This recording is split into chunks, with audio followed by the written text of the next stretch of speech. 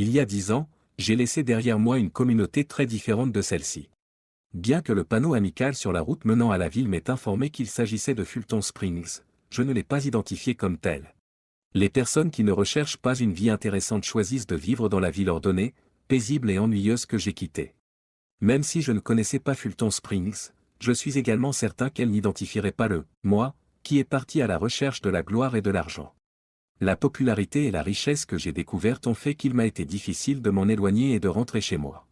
Cette visite était prévue pour les funérailles de ma mère. C'était l'autre raison pour laquelle j'étais parti, et je n'étais donc pas revenu pour celle de mon père. Je n'étais pas assez attaché à lui pour revenir. Il n'y avait que 3 ou 4 hôtels disponibles il y a 10 ans, aujourd'hui, il y en a au moins une douzaine. Bien que ce ne soit pas du tout mon style, Fulton House était difficilement identifiable avec un extérieur pseudo-toscan au lieu d'une simple façade néo-géorgienne en accord avec la plupart des nouvelles rues. Je me suis garé dans la cour avant et j'ai remis mes clés au préposé au parking. En entrant au comptoir de la réception depuis le coffre, j'ai pris mon unique sac à main. Elle était agréable et séduisante à mes yeux, mais un peu trop jeune pour moi. « Bonjour, monsieur, avez-vous une réservation ? Je m'appelle Édouard Fulton. » Je lui ai tendu mon permis de conduire pour confirmer que j'étais bien la personne que je prétendais être. Fulton, un lien avec. Oui, je suis ici pour les funérailles de ma mère. Mademoiselle Corbet, c'est Trudy à la réception. J'ai reçu l'ordre de contacter notre directeur lorsque vous vous enregistrerez. Pourriez-vous me suivre un instant ? Elle s'est retournée vers moi. Elle arrive tout de suite, vous pouvez vous asseoir là-bas, dit Madame Fulton en indiquant un canapé confortable. Voulez-vous un café ou quelque chose, une boisson ? Nous avons de très bons vins si vous préférez. Non, ça va, merci. Je me suis assise et j'ai regardé autour de moi le décor d'hôtel générique de l'endroit. N'est-ce pas terrible ? Ted Fulton, comment allez-vous ? Ça fait longtemps qu'on ne s'est pas vu. Je me suis tourné vers la femme qui entrait. Jenny Corbet, comment allez-vous ? Tu as l'air en pleine forme, tu n'as pas un jour de plus que lorsque je suis parti. Tu ne trouves pas que les mots coulent encore de tes lèvres ? Ma faible tentative d'amabilité est accueillie par le sarcasme habituel. Au fait, comment connaissez-vous le lourdeau musclé que vous avez choisi à ma place ? Son nom est quoi ? Y avait-il vraiment un choix possible ? Soit le geek qui bégayait chaque fois que je lui parlais, soit l'homme que mon père considérait comme une perspective commerciale et qu'il m'a encouragé à épouser. J'ai regretté chaque jour mon mariage, mais je n'avais pas la volonté de défier mon père.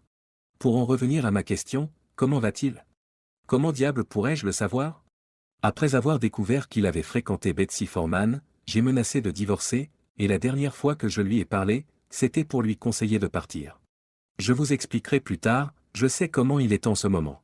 C'est un match fait au paradis, il est assez bête pour tomber dans ces charmes évidents qui correspondent à son intelligence, et elle est assez naïve pour croire qu'un grand sourire était tout ce qui est nécessaire, ai-je dit, en regardant autour de nous, sauf Trudy, qui souriait au jeu de by-play entre moi et Jenny.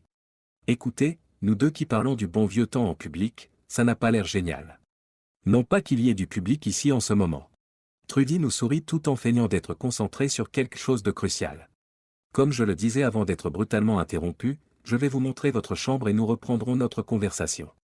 Le minibar appartient à la maison. En avant. Elle m'a emmené à l'étage, dans la suite présidentielle, ce qui allait être intéressant. J'ai appris que vous aviez manqué les funérailles de nos pères. Je n'en voyais pas la nécessité. Maman savait que ma présence était simplement destinée à s'assurer qu'il était bien mort. Elle m'a dit qu'il l'était et j'étais d'accord avec elle, même si les circonstances de sa mort m'intéressaient. Comment s'est déroulée leur mort ? Ils rentraient en voiture d'une de leurs soirées habituelles. La police a dit qu'il s'agissait d'un cas d'excès de vitesse et d'ivresse, et je me suis senti coupable pour les 2 filles qui l'accompagnaient. Même si elles étaient des femmes actives, elles avaient toute la vie devant elles. Quand on y pense, je suis contente qu'on ne se soit pas marié. Tu t'imagines vivre ta vie en méprisant le beau-père de l'autre ? Ça ne m'ennuie pas d'y penser. Sommes-nous ou suis-je en train de tourner autour de l'inévitable ? Comme toujours, ne riez pas, si j'ai de la chance, vous ressentez la même chose. J'ai une envie féroce de toi. Veux-tu me créer ? J'ai toujours pensé que nous créons nos propres fortunes. Quelle transition en douceur ! Tout ce que je sais, c'est qu'au moment où nous avons déverrouillé nos lèvres, nous étions sur le lit, travaillant à ce qui s'est avéré être un temps très satisfaisant ensemble. Nos lèvres se sont heurtées et sont restées collées l'une à l'autre pendant des heures, pas vraiment, mais je n'étais pas un bon juge du temps lorsque j'étais distrait, comme je l'étais maintenant, et je ne pouvais pas le dire avec certitude. Sais-tu que je viens de réaliser le rêve que j'avais fait il y a des années, celui de t'aimer ? Demandai-je. Et tu as répondu à une question que je me suis souvent posée tout au long de mon pseudo-mariage. Est-ce que ce n'est pas mieux que cela? Je comprends maintenant que la réponse est « tout à fait, oui ». Maintenant, je dois t'aimer et te quitter, j'ai un travail à faire et je dois faire tourner cette entreprise rentable. Un dîner avec moi est-il prévu? Pour ce qui est de l'organisation des funérailles, je dois en discuter avec les pompes funèbres. Ce serait parfait. Retrouvez-moi à la réception à 19 heures. Elle avait l'air très professionnelle à ce moment-là. Votre mère nous a laissé une liste de chansons qu'elle voulait pour ses funérailles et a même donné des DVD que nous montrerons sur notre grand écran de télévision. J'ai discuté avec le révérend Thomas, le prêtre qui officie. Elle avait quelques images que nous pouvions également montrer, mais, contre toute attente, aucune n'impliquait votre père. Elle a demandé une cérémonie officielle à l'église et, bien qu'elle n'ait pas exigé d'éloge funèbre, je suppose que vous voudriez en présenter un. Oui, j'en ai écrit un et en tenant compte de quelques pauses pour me recueillir, cela devrait prendre environ 10 minutes si cela correspond à vos plans. Nous devons nous conformer aux souhaits de la famille. Je comprends. Nous avons une demande inhabituelle. Votre mère et Jenny Corbet se sont entendus comme larrons en foire ces dernières années, depuis que son père et le vôtre sont morts prématurément. Il ne s'agissait pas pour elles de se consoler l'une l'autre, mais plutôt de célébrer la liberté. Vous êtes d'accord pour que nous fassions entrer Jenny pour parler de leurs souvenirs? Bien sûr, ça me va. Je comprends que vous vouliez dire quelques mots à l'enterrement. Nous venions de nous asseoir sous l'œil inquisiteur des serveurs du meilleur restaurant de la ville. En effet, j'ai l'intention de ne pas être trop prétentieux. Pas du tout, vous la connaissez certainement mieux que moi. Elle remarquait sans cesse que vous parliez peu, et demandait à qui la faute? Oui, eh bien, j'étais occupé à gagner mon million. Trop occupé pour penser à la seule personne qui a rendu votre vie supportable? Elle avait parlé des idées que j'avais eues avec moi-même ces dernières années, des idées de ne pas la voir après la mort de mon père. Elle n'avait pas insisté. Elle savait que je voulais éviter l'enterrement, j'aurais donc pu essayer davantage de rester en contact avec elle. Elle a indiqué au serveur que nous étions prêts à commander, ne nous enlisons pas dans la tristesse ce soir, nous pouvons garder cela pour demain, mangeons. Pendant le dîner, il y a eu de longs moments de calme où nous étions tous les deux perdus dans la méditation. Ces moments de calme ne nous ont pas empêchés d'apprécier ce qui était un dîner de premier ordre. En entrant dans ma suite, Jenny a dit, au fait, la porte là-bas est une chambre communicante. La porte là-bas est une porte de communication. Elle est généralement fermée à clé, mais pour la durée de votre séjour, elle ne le sera pas. Enfin, si cela vous intéresse. Pourquoi ne pas la laisser fermer et rester ici avec moi? Que penserait le personnel si je ne dormais pas dans mon lit? Est-ce que ça t'intéresse vraiment? Si cela vous dérange beaucoup, nous pourrions alterner entre les suites. Et puis zut. Elle restera fermée à clé. De quel côté seras-tu? Elle a dit, de ce côté, idiot. Le temps presse, et elle a commencé à se déshabiller pour se diriger vers notre lit. Le fait qu'elle me parle à l'oreille m'a réveillé très tôt le matin. Elle a d'abord soufflé dedans pour m'intéresser. Chérie. Quelle heure est-il? La bonne heure. Je suis resté allongé ici à me demander quel idiot j'ai été. Comment ça? J'aurais dû le mettre à la porte dès que j'ai su qu'il était infidèle. Combien de temps après votre mariage cela s'est-il produit? 1 semaine. J'aurais pensé qu'il tiendrait le coup un peu plus longtemps que cela. Quand je l'ai dit à mon père, tout ce qu'il m'a dit, c'est d'oublier, il m'a dit que je ne m'attendais à rien, que cet homme était le plus grand de l'équipe de football et qu'il faudrait une meilleure fille que moi pour le garder dans le droit chemin. Je n'aurais pas dû être surpris étant donné les antécédents de mon père. Vous auriez pu téléphoner et j'aurais accouru. Et vous a-t-il fait du mal? Non, je ne pouvais pas faire ça. Le bon côté des choses, c'est que tu es là maintenant, qu'on est réveillé, alors qu'est-ce qu'on va faire? J'ai tout de suite compris à quel point il pouvait être difficile de se rendormir après avoir été réveillé. Je m'étais à peine endormi qu'elle me réveillait. Il faut que j'y aille. Nous avons tous ces invités en ville pour un enterrement important. Lorsque nous avons commencé à organiser cela, des cousins que nous n'avions pas vus depuis des années sont sortis du bois, il doit y en avoir au moins une centaine rien que dans cet hôtel, et nous avons dû répartir le trop-plein autour de nous. Cet hôtel paie la note pour tous ces gens. Vous ne devriez pas payer pour cela, laissez-moi le faire, après tout, c'était ma mère. Non, je lui ai promis de le faire. Il n'y a qu'une seule façon de vous laisser contribuer. Ah oui, et laquelle? Si tu étais mon mari. Gardez cette idée jusqu'après les funérailles, vous pourriez avoir une bonne idée. Je ne m'emballerai pas trop vite, nous avons beaucoup de choses à régler avant que cette décision ne soit prise. Maintenant, il faut que je sorte de ce lit et que je commence à travailler. Je peux vous aider? Que pouvez-vous faire de plus? Tout ce qui est nécessaire. Je vous y oblige, je dois vous prévenir, je suis un peu un maître d'œuvre. Je prends le risque. Pour être honnête, Jenny et moi formions une très bonne équipe. L'équipe culinaire a été invitée à ne pas me traiter différemment des autres nouvelles recrues et à ne pas me ménager. Je suis maintenant un grille-pain et un cafetier compétent. Lorsque la vaisselle a commencé à arriver dans la cuisine, j'ai obtenu ma licence de machine à laver la vaisselle. J'ai parlé à l'équipe de cuisine, si vous cherchez du travail, vous pouvez revenir demain. Je pourrais le faire, pour l'instant, nous devons penser à l'enterrement. Waouh! Je n'ai rien trouvé d'autre à dire. Sa tenue noire était magnifique, elle avait l'air à la fois funèbre et classe. Merci pour cela. Tu as bien nettoyé toi aussi. Nous devrions y aller. Le révérend Thomas nous a accueillis et nous avons discuté des détails du service. Ta mère ne voulait pas de cantique. Elle a choisi ses morceaux préférés et j'en ai été heureux. Elle a expliqué qu'elle quittait simplement son corps terrestre, qu'elle ne mourrait pas, et elle a donc demandé pourquoi nous devrions être tristes. Jenny a répondu, ça lui ressemble bien. Jenny et moi nous sommes installés au premier rang, ce qui n'a pas échappé aux autres membres de la famille, dont certains que je ne connaissais pas du tout. L'église a commencé à se remplir. Le révérend Thomas s'est levé lorsque le cercueil sur son socle s'est retrouvé en face de l'estrade.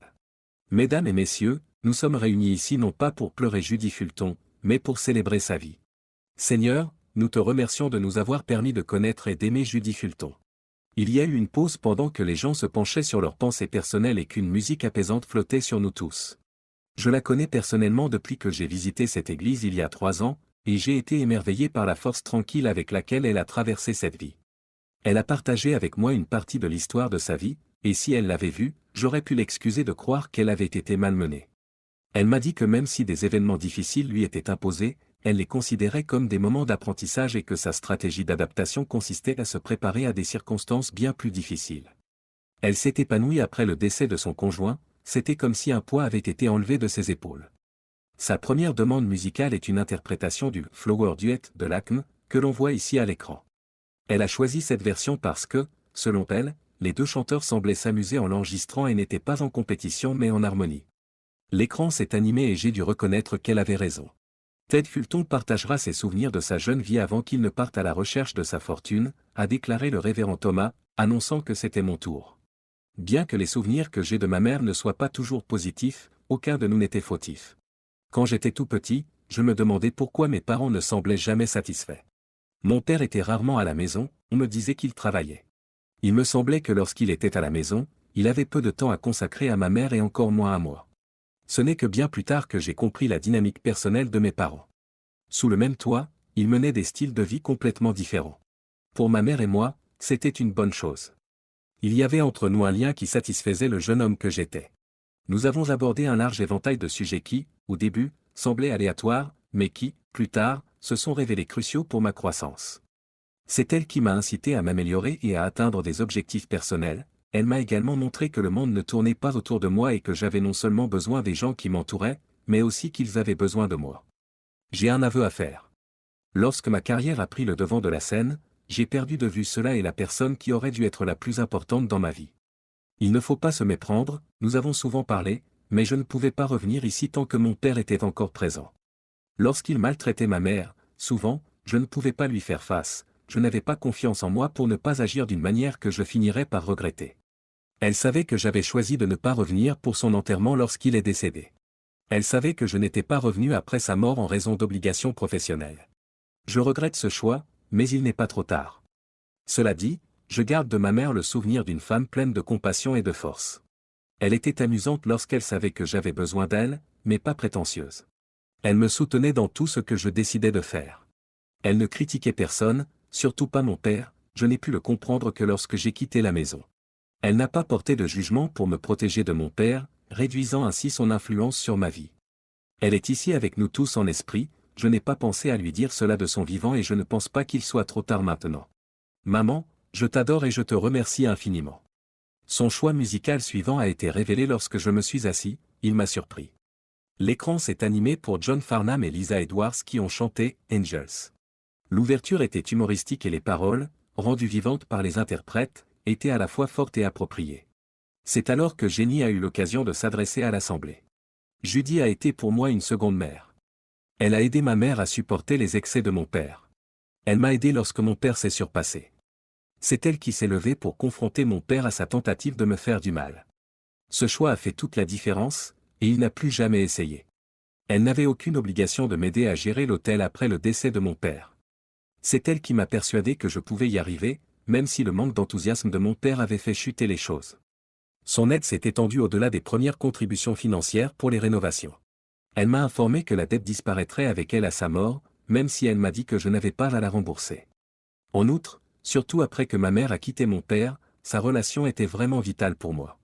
Elle s'est maintenue jusqu'à ces derniers mois, lorsque sa santé a commencé à décliner. Je suis reconnaissante de la direction qu'elle m'a donnée, celle d'une mère guidant sa fille. J'espère avoir réussi, car j'ai fait de mon mieux pour lui rendre l'appareil dans des conditions aussi difficiles. Quand je dis que Judy Fulton était la plus incroyable des femmes, je n'exagère pas, il est encore plus remarquable qu'elle m'ait considérée comme une amie particulière. Judy a demandé que vous fassiez cela car elle avait passé sa vie à être ordonnée et ses derniers moments dans ce corps devaient être aussi désorganisés que possible. Pour les rassembler plus tard, les pompes funèbres disposent d'un aspirateur. Judy sera conduite au crématorium pour une crémation privée. Ceux qui le souhaitent peuvent se joindre à nous pour placer l'urne contenant ses cendres dans une niche creusée dans le mur de l'hôtel, où elle pourra suivre les événements et peut-être même voir les clans Fulton et Corbet se rassembler. Ted, tu n'as aucune pression, mais elle m'a dit qu'elle pensait que toi et Jenny étiez aptes. Avant que la porte arrière du corbillard ne se referme et qu'ils ne partent, il a fallu au moins 5 passages de la chanson.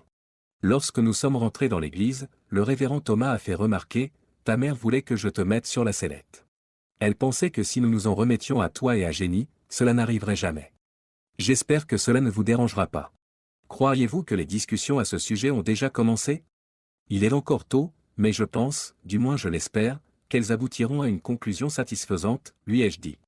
Jenny m'a regardé fixement, il va falloir que ça change. Tu as l'air d'un vieux type d'homme d'affaires guindé, et c'est la dernière chose que je veux. Tu me rappelles trop mon père. Disons les choses telles qu'elles sont, nous sommes en devenir, tu n'as pas besoin de savoir à quel point nos sentiments sont forts et jusqu'où nous sommes allés. Astérisque astérisque je suis ravi pour vous, tous les deux, astérisque astérisque. Après que les pompes funèbres aient livré l'urne pour que nous la placions sur le mur de l'hôtel, il y a eu une sorte de cérémonie pour marquer le coup, puis les projets d'avenir ont pris le devant de la scène. Où allons-nous être? A demandé Jenny le lendemain matin, après une nouvelle série de baisers. J'ai répondu que je n'étais pas impatient de passer à l'étape suivante. J'ai un petit problème. Ne me dis pas que tu te sépares de ta femme pour m'épouser alors que tu as adoré ton séjour ici et que tu vois un avenir avec moi. Tu as à moitié raison. Je vais devoir annoncer la nouvelle à quelques filles incroyables, mais je n'ai pas d'épouse. Et vous craignez que votre nouvelle ne soit pas bien accueillie alors que vous vivez dans l'espoir de vous remettre un jour avec leur mère. Une fois de plus, vous avez à moitié raison. Ils sont conscients que ce pont spécifique a été brillamment brûlé et qu'il n'y a aucune chance que cela se produise. Je suppose donc qu'ils vous contacteront moins souvent lorsque vous et moi serons ensemble plus qu'ils résidant avec votre ex et que vous avez des droits de visite réguliers? C'est l'inverse. Ils vivent avec ma femme de ménage et moi, leur mère a un droit de visite. Le titre de femme de ménage est un euphémisme pour désigner votre concubine, cette femme de ménage est jeune et belle. Non, ce n'est pas du tout mon genre, si vous voulez savoir, c'est ma belle-mère. D'âge moyen. Laissez-moi clarifier, votre femme vous a quitté pour un autre homme, sa mère a suffisamment détesté ce que sa fille avait fait pour accepter de l'aider à élever les enfants. C'est à peu près ça. Quel étrange concours de circonstances. J'ai toujours pensé que vous étiez plus intelligente que cela, je suis curieuse de savoir comment vous vous êtes retrouvée dans une telle situation. Je peux voir qu'elle a fait ce qu'elle a fait pour de bonnes raisons.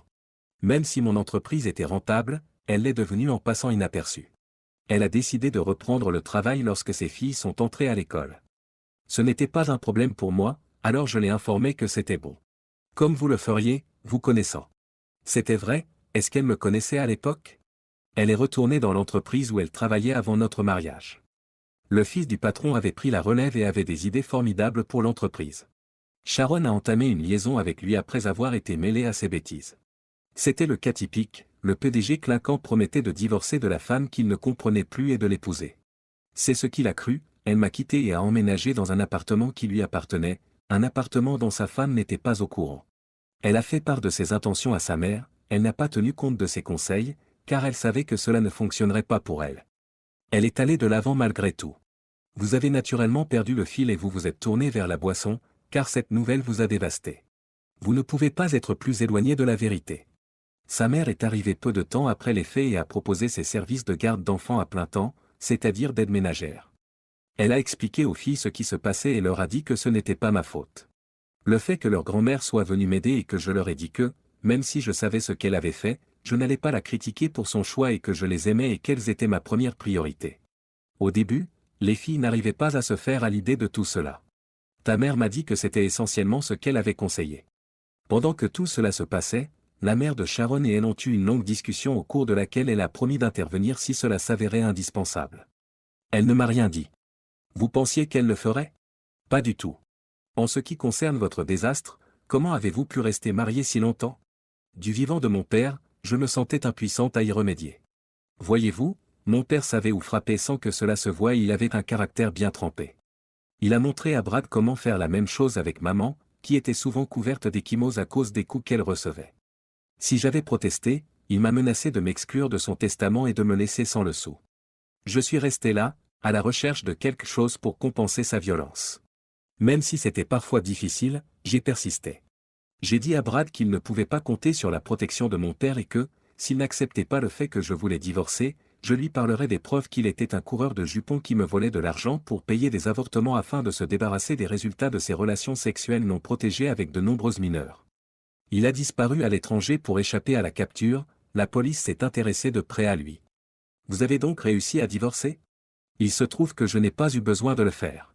Betsy l'a agacé et lui a dit qu'elle ferait savoir à tout le monde qu'il était une personne désagréable lorsqu'il commencerait à voir quelqu'un d'autre. Tu sais qu'on dit qu'un léopard ne peut pas changer ses tâches. Il l'a négligé et cela l'a rattrapé. Il a été engagé par une équipe de football anglaise de 3e année et a été surpris en train de fréquenter la femme d'un autre joueur. Ce n'est pas tant l'adultère, mais le fait que l'autre joueur l'ait battu et qu'il soit mort des fractures du crâne qu'il a subi a créé un scandale. Qu'est devenu l'autre joueur? Il a fait de la prison, mais pas autant qu'il l'aurait fait s'il n'avait pas été un joueur aussi bon, qui avait été récemment repéré par l'une des équipes de la Premier League. Avant le début de la saison suivante, il était sorti de prison. Nous ne semblons pas avoir eu beaucoup de plaisir dans nos vies. Et je suppose que tu me blâmeras pour cela? Bien sûr, si tu avais vu clair dans mon manque d'estime de soi et mon bégaiement, tu m'aurais épousé au lieu de Brad et nous aurions pu avoir une vie heureuse. Mon pote, c'était presque impossible de voir à travers tout ce que tu avais contre toi pour trouver la personne merveilleuse que tu as fini par être. La flatterie ne vous mènera pas partout, mais elle le fera. Je devrais retourner à la maison et aux affaires. Puis-je venir avec vous? Je voudrais rencontrer les filles. Je dois d'abord préparer le terrain pour ma belle-mère et pour les filles. Si vous pouviez attendre un jour ou deux, ce serait fantastique. Je suppose que je vais devoir le faire. Bon, j'ai un travail à faire. J'ai pris mes bagages et nous sommes partis. Trudy était à la réception et Jenny m'a informé que mon séjour était gratuit. Elle m'a embrassé et je suis parti. Comment s'est passé l'enterrement? C'était bien, pour ce qui est des funérailles. Il y avait beaucoup de monde? Plus que je ne l'avais prévu. Il s'avère que c'était une personne très appréciée. Comment se porte l'hôtel? Jenny Corbet s'en occupe depuis un certain temps. Son père et mon père étaient amis et sont morts dans le même accident de voiture. Mille, depuis le début de mon mariage, j'ai commencé à l'appeler Mille et non belle-mère, j'ai quelque chose à te dire. Tu vas me dire que vous avez décidé de reprendre votre amitié et que Jenny Corbet est une vieille amie? Oui. Ne me laisse pas me mettre entre vous deux, ça ne peut pas être pire que ce que tu as eu avec Sharon. Merci, maintenant, laissez-moi le dire aux filles. C'est l'obstacle numéro 1 qui est écarté. Au moins, j'aurai plusieurs heures pour être prête avant qu'elle n'arrive à la maison. En arrivant de l'école, Fliss et Jess, Felicity et Jessica, ont déposé leurs sacs et sauté dans mes bras. Papa, tu es déjà à la maison, nous ne t'attendions pas avant au moins demain. Je voulais retourner auprès de mes filles, je n'avais pas besoin de rester plus longtemps, il n'y avait aucune affaire qui n'avait pas été réglée, donc je ne voyais pas la nécessité de rester. Tu nous as manqué et nous sommes heureux que tu l'aies fait. Fliss a ajouté, nous ne connaissions pas grand-mère, mais nous étions tristes qu'elle soit morte. Chérie, je sais. C'était une femme incroyable et elle t'aurait adoré, alors j'étais déçu que tu n'aies pas eu l'occasion de la connaître. C'est de ma faute, j'étais trop occupé à travailler et j'ai négligé de trouver le temps de la contacter. Ce n'est pas de ta faute, papa, a répondu Jess. Nous avons compris que tu devais ramasser les morceaux quand maman est partie et que tu devais travailler dur pour que nous puissions avoir une vie confortable. Mais ces derniers jours, j'ai réfléchi à ceci, je n'ai pas eu à travailler aussi dur que j'aurais dû. Surtout lorsque mon père est décédé, j'aurais dû passer plus de temps avec vous et ma famille. Si je vous informais que j'envisageais de vendre mon entreprise et de retourner à Fulton Springs, que diriez-vous, et cela vous inclut Mille. Qu'est-ce que tu vas faire là-bas, demande Fliss. Je m'occuperai des opérations de l'hôtel à l'avenir. Cela m'amène à un autre point dont je dois parler avec vous. En effet. Ils s'interrogent tous les deux. Il se trouve que la femme qui gère l'hôtel est une vieille connaissance de l'université, elle et moi avons récemment renoué notre amitié. Je l'aime bien, il y a des années, j'étais amoureux d'elle et je savais qu'elle était amoureuse de moi. Le destin nous a séparés, puis nous a réunis. Vous voulez dire que vous avez l'intention de l'épouser? Demanda Fliss. Il y a des choses qui devront être discutées avant que cela n'arrive, notamment si vous vous aimerez tous les trois. Quand pensez-vous que nous devrions la rencontrer? Tu veux dire le plus tôt possible? J'ai sorti mon téléphone et j'ai appelé Jenny. Moi, qui? Tu l'as dit aux filles, n'est-ce pas? Je l'ai entendu rire. Quand veux-tu que ça se passe? Quand pourriez-vous être là? Elle n'a pas eu le temps de répondre. Fliss a tendu la main pour me prendre mon téléphone. Bonjour, c'est Fliss, l'aîné de papa, nous aimerions beaucoup vous rencontrer et apprendre à vous connaître. Si c'était une rencontre en face à face, nous le préférerions, pour que cela se passe le plus vite possible, nous voulons que vous ne vous inquiétiez pas à ce sujet, nous aimons papa et voulons ce qu'il y a de mieux pour lui. Quand pouvez-vous arriver? En me rendant mon téléphone, elle m'a dit, c'est encore moi, dans combien de temps peux-tu arriver? Vous avez déjà chargé vos bagages? 4 heures, ce serait fantastique. 3h30 plus tard, je faisais les 100 pas dans la tente. Ted, tu veux bien t'asseoir? Elle n'arrivera pas plus vite si tu uses la moquette, remarque Mill. Oui, papa, assieds-toi, a répondu Fliss. Quelques secondes plus tard, je l'ai devancée à la porte et je l'ai ouverte avant qu'elle ne puisse appuyer sur la sonnette. Nous avons entendu une voiture s'arrêter dans l'allée et une porte claquer. Elle l'a quand même poussée, avant de me serrer dans ses bras. Je me suis retourné, mon bras toujours autour de Jenny. Fliss et Jess sont arrivés ensemble et nous nous sommes serrés toutes les 4 dans les bras. Vous voulez bien entrer et fermer la porte? Vous laissez entrer les Mosey, moustiques. Mill dit, tu ne me présentes pas cette charmante dame. Mill, Jenny Corbet. Jenny, voici Mill.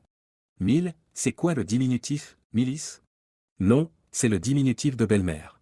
Ça me va, c'est mieux que ce que la plupart des gens rappellent leur belle-mère. Ils ne pouvaient pas se résoudre à m'appeler mère. Je suis ravi de vous rencontrer, Mill, et vous les filles. Laquelle est l'autre? Vous pourriez être jumelles. Je m'appelle Fliss, c'est le diminutif de Felicity. J'ai 2 ans de plus que Jessica, mais je ne l'appellerai pas comme ça, elle s'appelle Jess. Mill ajoute, j'ai du café prêt si ça vous intéresse. Puis rien ne s'est passé. Je prends ça pour un non, dit-elle. Non, tu l'as déjà fait et je ne voudrais pas qu'il soit gaspillé, répondit Jenny. Le sourire de Mill suggère qu'elle a fait le bon choix. Tu vas à l'université l'année prochaine? Jenny interroge Fliss. Certainement, oui. Qu'est-ce que tu vas étudier? L'ingénierie. Je sais que ce n'est pas le diplôme habituel des filles, mais ça m'intéresse. Tu es intéressé parce que tu penses qu'il y aura plus de gars en génie, répond Jess. Ce n'est pas vrai. J'en ai discuté avec le conseiller d'orientation de l'école et j'ai passé un test d'aptitude pour appuyer ma décision. Je te dis de faire ce que tu veux et de ne pas prêter attention à ce que les autres te disent. J'ai fait cette erreur et j'ai renoncé au bonheur avec ton père pour faire ce que mon père voulait que je fasse. Mais, si tu avais épousé ton père, nous ne serions pas ici, remarqua Jess. C'est vrai. Que veux-tu faire, Jess? Quelque chose dans le domaine des sciences, je n'ai pas encore décidé. Il était presque 11 heures, et depuis un certain temps, nous évitions la question de savoir qui dormait où. Il est temps pour vous, mes filles, d'aller au lit, dit Mill.